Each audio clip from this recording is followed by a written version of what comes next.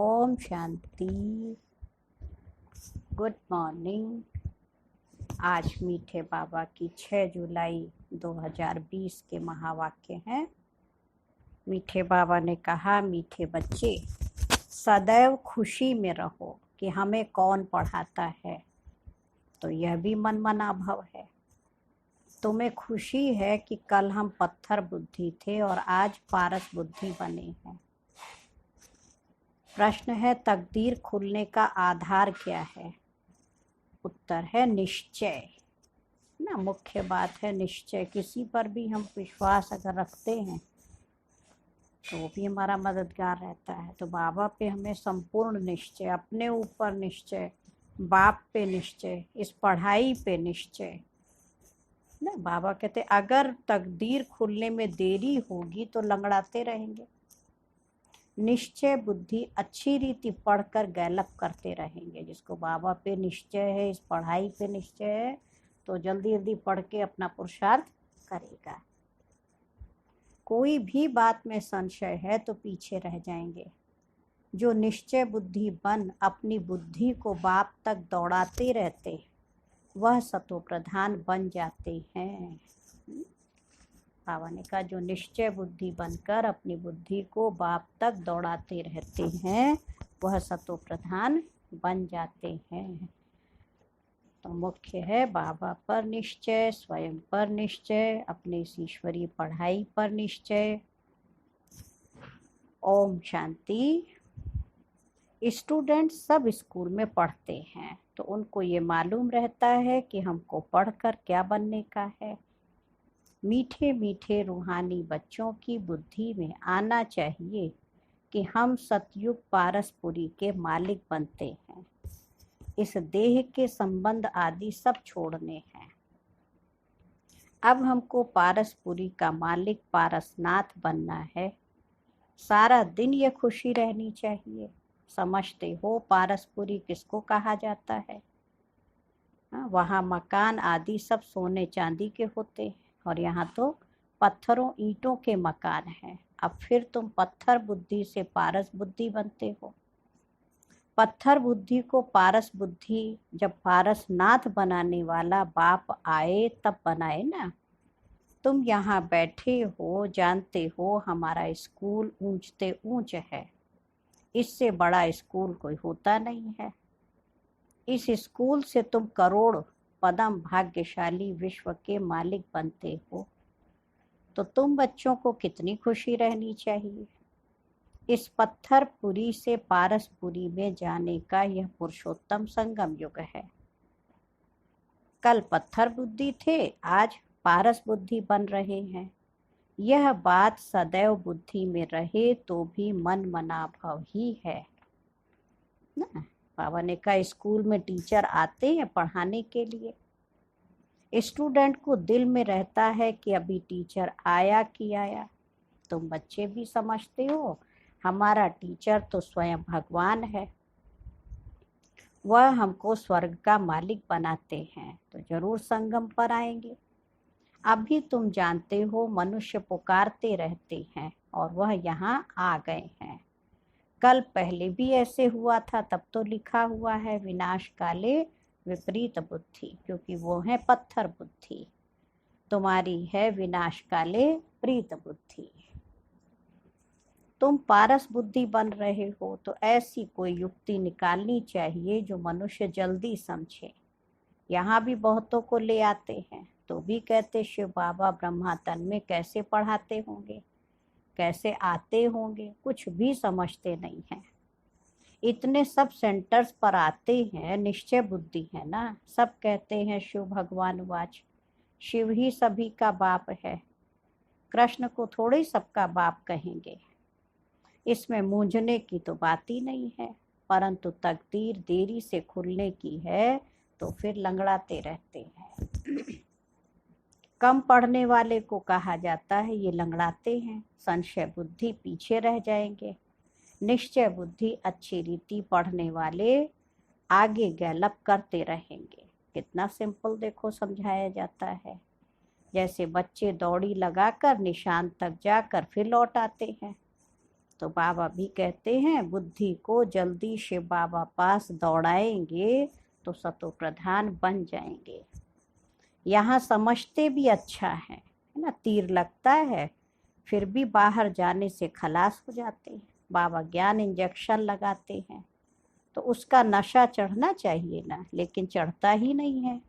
यहाँ ज्ञान अमृत का प्याला पीते हैं तो असर होता है, बाहर जाने से ही भूल जाते हैं। बच्चे जानते हैं ज्ञान सागर पतित पावन सदगति दाता लिबरेटर एक ही बाप है, वही हर बात का वर्षा देते हैं। कहते हैं बच्चे तुम भी पूरे सागर बनो, जितना मेरे में ज्ञान है उतना तुम भी धारण करो। शिव बाबा को देह का नशा नहीं है।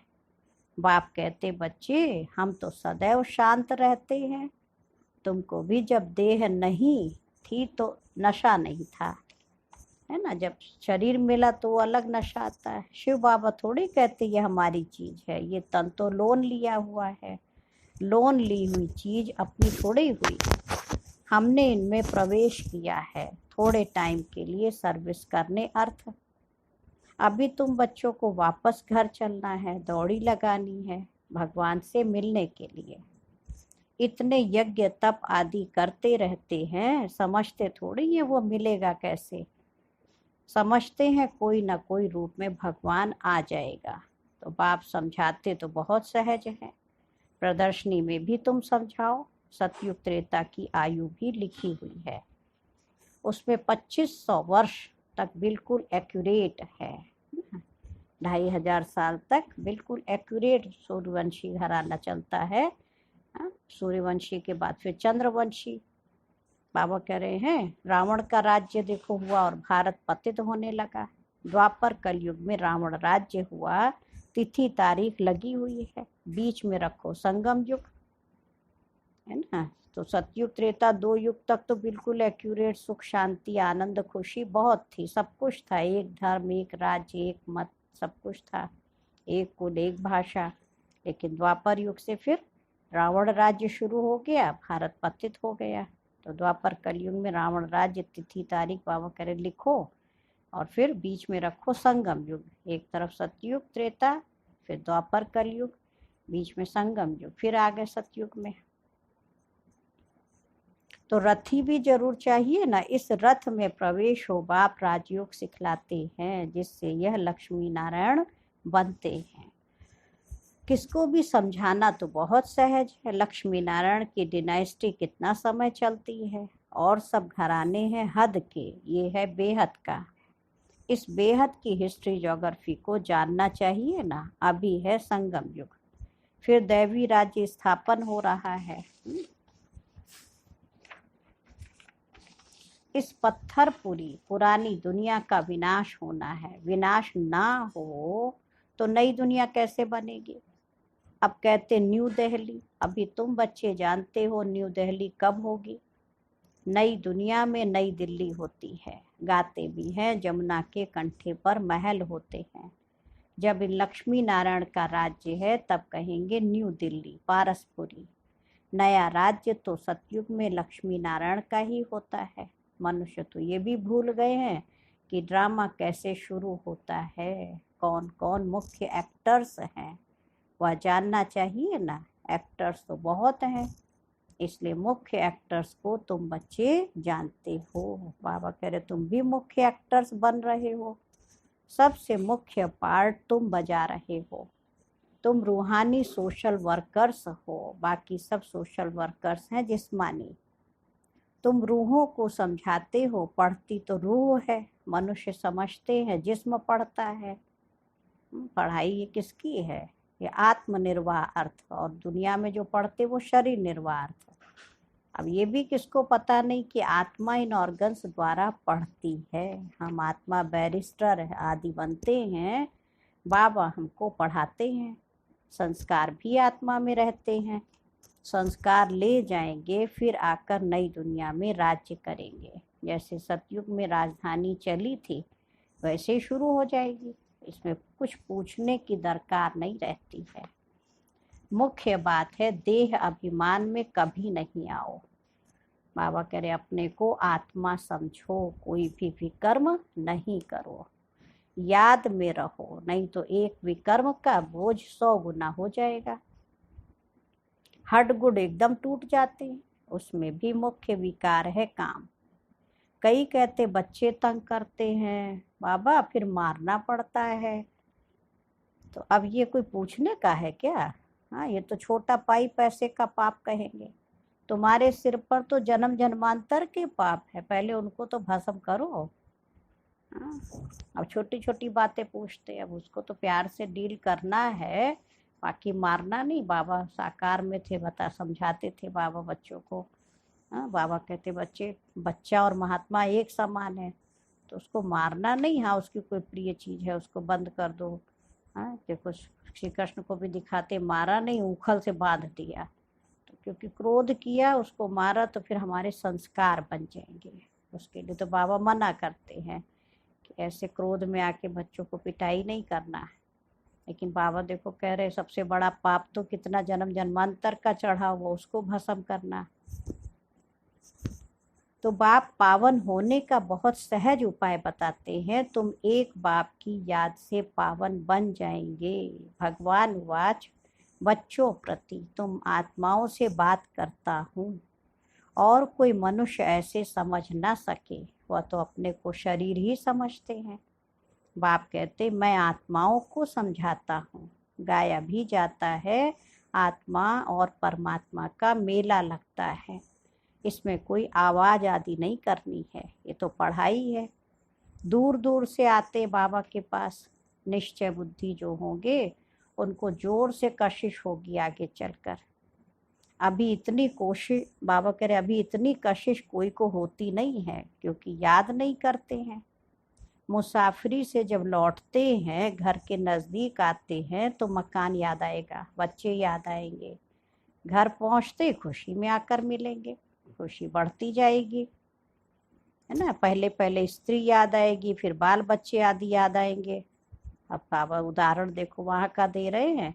तो ऐसे बाबा कह रहे तुमको याद आएगा कि हम घर जाते हैं, वहाँ बाप और बच्चे ही होते हैं, डबल खुशी होती है। शांति धाम घर जाएंगे, फिर आएंगे अपनी राजधानी में। तो बाबा कहते जैसे उनको याद रहता मुसाफरी से लौटे, तो यहाँ भी हमारी ये दुनिया की मुसाफरी पूरी हो रही है, अब घर वापस जाना है। तो बाबा कहते जाएंगे तो तुमको खुशी हो, हमें शिव बाबा मिलेगा आत्मा रूप में, हमारे सब बाबा के बच्चे, सब बिंदु सितारा। और फिर सतयुग में जाएंगे तो वो सतयुग की दुनिया याद आवे, तो उसकी खुशी हो। बस याद ही करना है। बाबा कहते बच्चे मन मना भव, अपने को आत्मा समझ, बाप और वर्षे को याद करो। बाबा तुम बच्चों को गुलगुल बनाकर नैनों पर बिठाकर साथ ले जाते हैं। हाँ, कितना प्यार बाबा का हम बच्चों से, जरा भी तकलीफ नहीं। जैसे मच्छरों का झुंड जाता है ना, तुम आत्माएं भी ऐसे जाएंगी बाप के साथ। पावन बनने के लिए तुम बाप को याद करते हो, घर को नहीं। घर से पावन थोड़े बनेंगे, शिव बाबा परम पावन है, वो हमें पावन बनाएंगे, उनकी याद से आत्मा पावन बनेगी। बाकी घर को याद करने से थोड़े पावन बनेंगे। बाबा की नजर पहले पहले गरीब बच्चों पर जाती है। बाबा गरीब निवाज है ना, तुम भी गांव में सर्विस करने जाते हो। बाप कहते हैं मैं भी तुम्हारे गांव को आकर पारसपुरी बनाता हूँ। अभी तो यह नर्क पुरानी दुनिया है, इनको जरूर तोड़ना पड़े। नई दुनिया में नई दिल्ली वो सतयुग में ही होगी, वहाँ राज्य भी तुम्हारा होगा। तुमको नशा चढ़ता है, हम फिर से अपनी राजधानी स्थापन करेंगे जैसे कल पहले की थी। या थोड़ी कहेंगे हम ऐसे ऐसे मकान बनाएंगे, है ना। नहीं, तुम जाएंगे वहाँ तो ऑटोमेटिक तुमको बनाने लग पड़ेंगे। आत्मा में वो संस्कार होते हैं ना, मकान बनाना, महल बनाना, तो वो तो पहले जैसा भरा होगा, फिर वो रिकॉर्डिंग शुरू हो जाएगी। तो बाबा कह रहे वहां तो आत्मा में पार्ट भरा हुआ है, जो बनाना होगा ऑटोमेटिक बनने लगेगा। यहाँ तुम्हारा पार्ट है सिर्फ पढ़ने का। है ना, और कोई बातें सोचने की आवश्यकता नहीं है। बाबा करे तुम ईश्वरीय पढ़ाई अच्छी रीति पढ़ो, तुम्हारा काम ये पढ़ाई पढ़ने का है। हाँ, मन लगा के जितना हम पढ़ेंगे तो भविष्य हमारा पद ऑटोमेटिक बहुत अच्छा हो जाएगा। वहाँ तुम्हारी बुद्धि आपे ही आएगा बुद्धि में कि ऐसे ऐसे हम महल बनाए, जैसे कल पहले बनाया था वो बनाने लग पड़ेंगे। आत्मा में भी पहले से ही नूंद है, तुम वही महल बनाएंगे जिन महलों में तुम कल्प कल्प रहते हो। इन बातों को नया कोई समझ ना सके। तुम समझते हो, हम आते हैं नई नई पॉइंट सुनकर रिफ्रेश होकर जाते हैं। नई नई पॉइंट्स निकलती हैं, वो भी ड्रामा में नूंद है। बाबा कहते बच्चे मैं इस बैल पर रथ पर सदैव सवारी करूं, इसमें मुझे सुख नहीं भासता है। सारा दिन कोई गाड़ी में बैठा रहे तो थक नहीं जाएगा। तो बाबा कहते ब्रह्मा तन का मैंने आधार लिया है, तो सारा दिन इस पर सवारी करूं तो इसमें मुझे सुख नहीं भासता। मैं तो तुम बच्चों को पढ़ाने आता हूँ, ऐसे नहीं बैल पर सवारी कर बैठे ही रहेंगे। रात दिन बैल पर सवारी होती है क्या? तो ये पवित्र रथ बाबा जिसको कहते हैं ना पवित्र बैल, तो ब्रह्मा तन का शिव बाबा आधार लेते। तो बाबा कहते केवल आया हूँ तुम बच्चों को पढ़ाने के लिए। उनका तो सेकंड में आना जाना होता है, सदैव बैठने का कायदा ही नहीं है। कब बाबा आए कब निकल गए पता ही नहीं।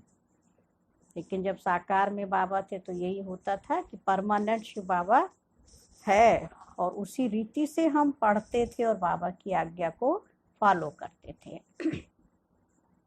बाबा कितना दूर से आते पढ़ाने के लिए, घर तो उनका वह है ना, सारा दिन शरीर में थोड़ी बैठेगा, उनको सुख ही नहीं आएगा। जैसे पिंजड़े में तोता फंस जाता है। मैं तो यह लोन लेता हूँ तुमको समझाने के लिए। तुम कहेंगे ज्ञान का सागर बाबा आते हैं हमको पढ़ाने के लिए।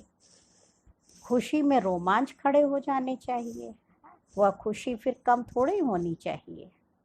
यह धनी तो स्थाई बैठे हैं। शिव बाबा कौन है?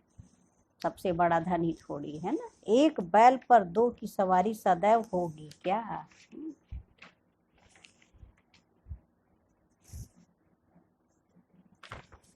शिव बाबा रहता है अपने धाम में, यहाँ आते हैं, आने में देरी थोड़ी लगती है। रॉकेट देखो कितने तीखे होते हैं, आवाज से भी तीखे। बाबा क्या कह रहे हैं? रॉकेट से भी तेज आत्मा भागती है। आत्मा ही बहुत छोटा रॉकेट है। आत्मा भागती कैसे है? यहाँ से झट गई लंदन, 1 सेकंड में जीवन मुक्ति गाई है। बाबा खुद भी रॉकेट है। कहते हैं मैं तुमको पढ़ाने के लिए आता हूँ, फिर जाता हूँ अपने घर। इस समय बहुत बिजी रहता हूँ, दिव्य दृष्टि दाता हूँ, तो भक्तों को राजी करना होता है, तुमको पढ़ाता हूँ। भक्तों की दिल होती है साक्षात्कार हो, है ना, या कुछ ना कुछ भीख मांगते रहते हैं। भक्त लोग सबसे जास्ती भीख मांगते जगत अम्बा से। इसीलिए अम्बा के गीत गाएंगे ना, अम्बे अंधे को आंख दे, कोढ़ी को काया दे, निर्धन को धन दे, बांझिन को पुत्र दे, बालक को विद्या दे। तो सारी प्राप्ति कराने वाली जगत अम्बा, तो उनके आगे कितना मांगते सब। अब तुम जगत अम्बा हो। बाबा क्या कह रहे, तुम ही जगत अम्बा बन जाओ। तुम बन रही हो और तुम विश्व की बादशाही की भीख दूसरों को देती हो। बाबा हमको दाता बना रहा है। बच्चे तुम दाता बन के, विधाता बन के शिव बाबा से लेते हो और सारे विश्व को तुम बांटो। गरीबों को भीख मिलती है ना, हम भी गरीब है तो शिव बाबा स्वर्ग की बादशाही भीख में देते हैं। भीख कुछ और नहीं, सिर्फ कहते हैं बाप को याद करो। बाबा क्या देगा? बाबा कहते तुम मुझे याद करो, तुम्हारे भी कर्म विनाश हो जाए, शांति धाम में चले जाएंगे। मुझे याद करो तो मैं गारंटी करता हूँ तुम्हारी आयु भी बड़ी हो जाएगी, है ना। भक्ति में कितना मांगते हैं। अब एक रॉयल भक्त होते, वो भीख मांगने वाले घर घर, और एक ही रॉयल भक्त कितना भी बड़ा आदमी होगा और मंदिर में जाएगा तो कितना मांगता है, हे भगवान तो बहुत बड़ा दाता है। ऐसे तो भीख शब्द, भिखारी शब्द ही खराब लगता है। लेकिन देखे तो रॉयल भिखारी तो सब हैं। भगवान से मांगेंगे तो मांगेंगे, आपस में भी कितना मांगते हैं, हमको कोई रिस्पेक्ट दे, हमको कोई प्यार दे, हमको कोई पूछे, हाँ हमारा कोई मान हो, सम्मान हो, तो ये भी तो मांगना हुआ। तो बाबा कहते तुम पढ़ लो, इतना अच्छे लायक बन जाओ जो सब तुमको अपने आप ही रिस्पेक्ट देंगे, मांगने से तो नहीं मिलता है। तो हम भी गरीब हैं तो शिव बाबा स्वर्ग की बादशाही भीख में देते हैं। भीख बाबा कुछ और नहीं कह रहा है, सिर्फ कहते बच्चे बाप को याद करो तो तुम्हारे भी कर्म विनाश होंगे, मुझे याद करो तो मैं गारंटी करता हूँ तुम्हारी आयु भी बड़ी हो जाएगी। सतयुग में मृत्यु का नाम नहीं होता, वो है अमर लोक, वहाँ मृत्यु का नाम नहीं होता। सिर्फ एक खाल छोड़ दूसरी लेते हैं, इसको मृत्यु लोक कहेंगे क्या? इसको मृत्यु कहें, एक खाल छोड़ी दूसरा ले लिया, तो सतयुग में मृत्यु का नाम ही नहीं होता, वह है अमरपुरी। साक्षात्कार होता है, हमको बच्चा बनना है, खुशी की बात है। बाबा की दिल होती है अब जाकर बच्चा बनूं, जानते हैं गोल्डन स्पून इन माउथ होगा। एक ही सिक्की लधा बाप का बच्चा हूँ। ब्रह्मा बाबा को बहुत नशा रहता था, मैं शिव बाबा का बहुत लाडला बच्चा हूँ। बाप ने अडॉप्ट किया है, मैं सिक्की लधा बच्चा हूँ, तो बाबा कितना प्यार करते हैं, एकदम प्रवेश कर लेते हैं। ये भी खेल है ना, खेल में हमेशा खुशी होती है, ये भी जानते हैं। जरूर बहुत बहुत भाग्यशाली रथ होगा जिसके लिए गायन है ज्ञान सागर, इनमें प्रवेश कर तुमको ज्ञान देते हैं। तुम बच्चों के लिए एक ही खुशी बहुत है, भगवान आकर पढ़ाते हैं, भगवान स्वर्ग की राजाई स्थापन करते हैं, हम उनके बच्चे हैं, तो फिर हम नर्क में क्यों हैं, ये किसकी बुद्धि में नहीं आता है। तुम तो भाग्यशाली हो जो विश्व का मालिक बनने के लिए पढ़ते हो। बाबा कह रहे कितना सौभाग्यशाली हो, तो ऐसी पढ़ाई पर कितना अटेंशन देना चाहिए। अच्छा मीठे मीठे सिक्की लधे बच्चों प्रति माता पिता बाप दादा का याद प्यार और गुड मॉर्निंग। रूहानी बाप की रूहानी बच्चों को नमस्ते। हम रूहानी बच्चों की माता पिता बाप दादा को याद प्यार नमस्ते और गुड मॉर्निंग। शुक्रिया बाबा, शुक्रिया, बेहद दिल से बाबा का शुक्रिया। और आज धारणा के लिए मुरली का मुख्य सार है, फर्स्ट पॉइंट है, बाबा ने कहा इसी डबल खुशी में रहना है कि अब मुसाफरी पूरी हुई, पहले हम अपने घर शांति धाम में जाएंगे, फिर अपनी राजधानी में आएंगे। सेकंड पॉइंट है, सिर पर जो जन्म जन्मांतर के पापों का बोझ है उसे भस्म करना है, देह अभिमान में आकर कोई भी विकर्म नहीं करना है। आज बाबा का वरदान है, मन की स्वतंत्रता द्वारा सर्व आत्माओं को शांति का दान देने वाले मनसा महादानी भव। स्पष्टीकरण है, बांधेलियां तन से भल परतंत्र हैं, लेकिन मन से यदि स्वतंत्र हैं तो अपनी वृत्ति द्वारा शुद्ध संकल्प द्वारा विश्व के वायुमंडल को बदलने की सेवा कर सकती हैं।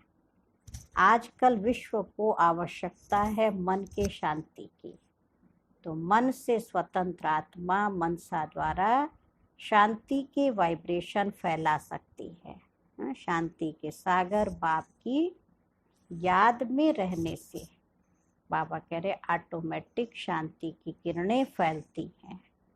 ऐसे शांति का दान देने वाले ही मनसा महादानी हैं।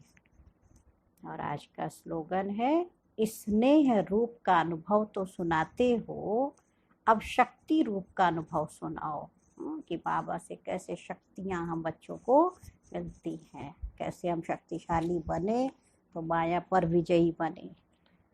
तो ये बाबा कह रहे अनुभव सुनाओ। और आज का स्वमान भी रहेगा, मैं आत्मा मनसा महादानी हूँ। और अव्यक्त इशारे की आज के 6 पॉइंट है, आज की दुनिया में धन भी है और भय भी है। जितना धन उतना भय में ही खाते, भय में ही सोते। और आप बच्चे बेफिक्र बादशाह हो, निर्भय हो। भय का भी भूत कहा जाता है। आप उस भूत से छूटे हुए हो, क्योंकि भय वहाँ होता है जहाँ मेरापन होता है। और आप कहते हो मेरा बाबा, तो यह एक बाबा शब्द ही निर्भय बनाता है। उनके सिवाय कोई भी सोना हिरन भी अगर मेरा है तो भी भय है। सीता जी को था ना, वो सोने हिरन की तरह बुद्धि चली गई। तो भले देखने में बड़ा सुंदर, उसको अपना मेरा कहा, तो बाबा कहते थे वो भय का स्वरूप होगा, फिर डर लगेगा ये मेरे से छूट ना जाए। अच्छा, ओम शांति, ओम शांति, ओम शांति।